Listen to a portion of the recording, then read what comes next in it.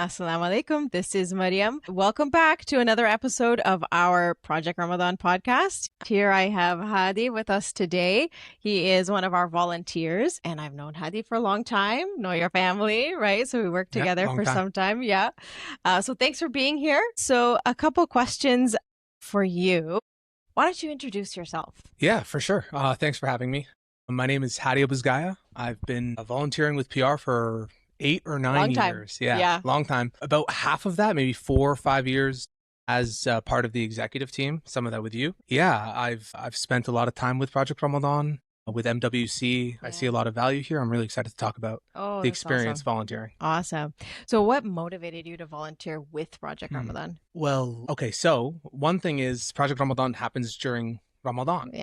And during that time, at night, you're very busy. You're going to Taraweeh. During the day, you spend time with your family, especially around when it's time to eat. And so on weekends, there tends not to be much to do. So when you're at Project Ramadan, you get to do something with that time that feels meaningful. So that was one big motivation. It was also, I felt like I needed to do something for the community. My sister was also involved in Project Ramadan.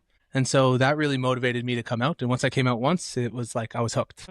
So was it your sister first that came and then you started getting interested in joining? Yeah. So my sister was part of the executive team first, Emel. Okay. And you guys joined together. Yeah. And so I came to builds every weekend from that. And then after I came, I felt like I was making a big impact. I was helping move stuff around. And then I just found some time and opportunity to join as part of the executive team. And since then, I see how much value Project Ramadan and MWC brings to the community. And every time Ramadan comes around, it's just a feeling I have to be part of it. Really? Even though you have so much going on, right? In your daily life, but like to make that time to do this. For sure. And it's actually a pretty simple, I think people think that it's going to be too time consuming to come volunteer with Project Ramadan. Yeah. In my opinion, in my experience, it's not. It's actually Project Ramadan, in the past 8 years has made it a simple process. We have a website, you go onto the website, we have an Eventbrite, you log in, you get a ticket, you show up at the event, and everything's set up and ready for you. And so after you spend a couple hours working, talking to people, having a good time, you go home. But you ended up, it doesn't even feel like it, but you ended up helping feed thousands of families. And so, yeah. You're right. I mean, I kind of overlooked that piece, but because we've been doing this for so long, we've streamlined a lot of the processes that we have. And so, it does make it easier if you want to come volunteer because if you're assigned a task, you know exactly what you're going to be doing, right? Okay, that's awesome. Did you ever volunteer in food distribution before? Or no. So I guess I volunteered before, but not in food distribution. Project Ramadan was my intro. Okay. And so I came into it not knowing much about how the process works, but they explain everything to you right away and you really know what's going to happen. So that was really my first experience. It has been 8, 9 years now. So since then I have volunteered with some other groups and organizations here and there, but every time it's really Project Ramadan that brought me to this world. So okay. That makes sense. So in terms of the actual day of volunteering, right? Can you walk us through the build and what is your role in that? Yeah, for sure. So as a volunteer, it is a pretty simple process. Now before the day of, you need to get and reserve yourself a spot because the tickets fly. Oh, it's crazy. People really want to help. It's, mashallah, it's an amazing experience. For sure. And it's amazing that it happens. So you got to get yourself a ticket. And once you do, you show up at the build. And when you show up, depends on the time you show up, but you got to show up, you put in your registration, and then you're assigned a team. Now, we usually have 8 teams, something like that, and we coordinate it based on yellow or purple in terms of what baskets you're making. And you're basically part of a supply line. You join the team, you have sort of a team leader, you have someone who checks the contents, quality management, and then you have someone who helps pack them. Now, you're basically part of a supply chain, whether or not you're putting in flour or you're putting in honey or tuna or something. And you just do that until you finish all of the ingredients that you have assigned to your team. Once you're done, you're done. There's usually a raffle. There's a lot of conversations. There's a raffle, there's conversations, there's prizes, there's tons of really great stuff that you can do throughout those couple hours. That time flies by. And if you're fasting, it's great. Yes. Now, me, I've been a transport. I've been on transport since day one. That's the hardest job. And very challenging. Yeah, I'm going to talk about, I'm going to tell you guys about transport. So transport is exactly what it says. you you take the baskets from each of these teams and you move them to an area where it's going to get picked up by the beneficiaries themselves. Now, the reason why it's hard is because it's all like labor. And we also help get rid of the recycling. So we make sure that we keep the place or the venue that we did the work clean, and we move it, and we actually meet all these beneficiaries. So like we meet them, we talk with them, we make sure that the logistics of the location allow us to take the baskets to them. And we make sure that the counts are correct.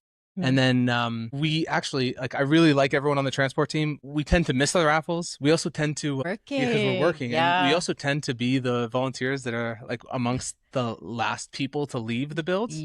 But it's really fun and it's a really good workout. You know, it's so funny because every single build, especially when I was part of the exec team, it was so hard to get guys or women too to be part of transport. No one wanted to lift anything, right? It's too heavy or whatever.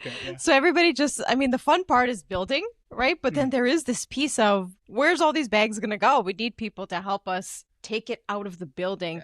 Go into trucks or beneficiaries, whatever it is, right? So it's a very overlooked, role. So key. Yes. Right?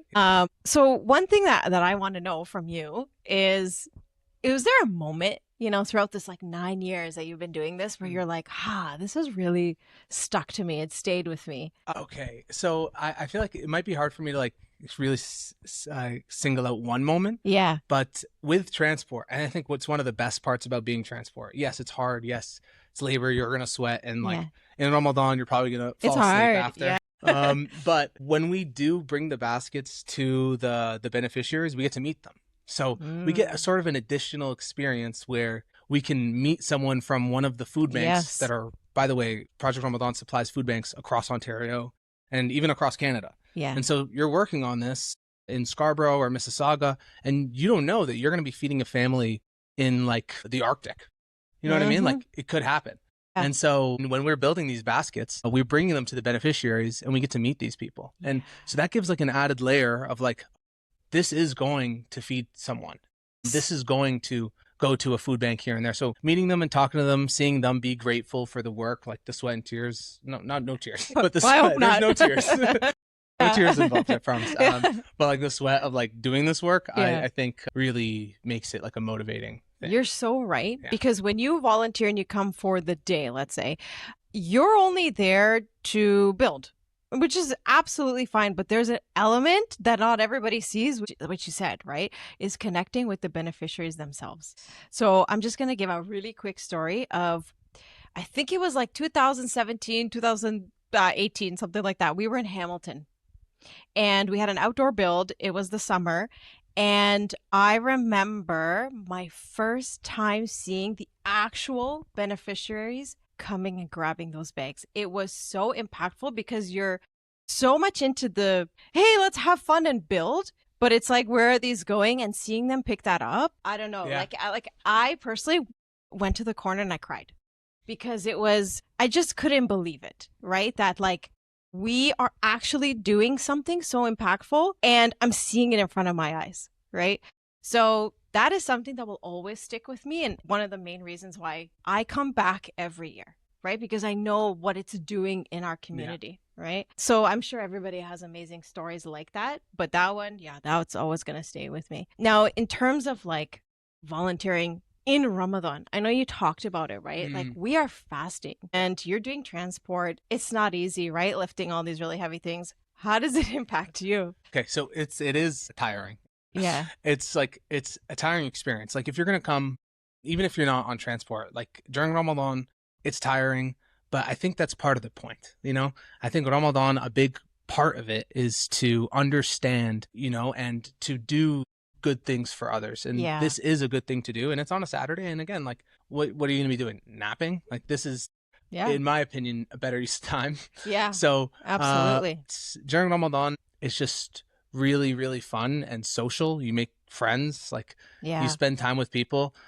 Really, like in terms of like how Ramadan is different from just builds that happen not during Ramadan, it just feels that like that iftar that you have later is, I don't know, more. Oh, it hits different. It hits different. Yeah, exactly. Yeah. That makes a lot of sense. Yeah. Okay, well, I appreciate you, coming out today and talking about your experience because It's important to hear from our volunteers that come every year, right? And what keeps For sure. you That's another thing keeps you too. here? That's another thing is that I over the 8 years being part of the community, I've seen some people at the builds from like they were in high school or even elementary school, and now they're like in university. So You see that progression you of see people. that Yeah, progression. so Yeah, like true. when I first joined, We're at university. yeah, Yes. it was. Yeah, so Yeah, he just told me he has a job, and I'm like, wait, but you're still in school. no. Okay. Well, thank you so much, Hadi, for coming. Thank you to our viewers for tuning in. Please connect with us on our social media. We have Instagram, YouTube, everything, basically, Facebook. And also, you can support us as well. Just go to projectramadan.com. So thanks again, everyone, and we'll see you at the next episode.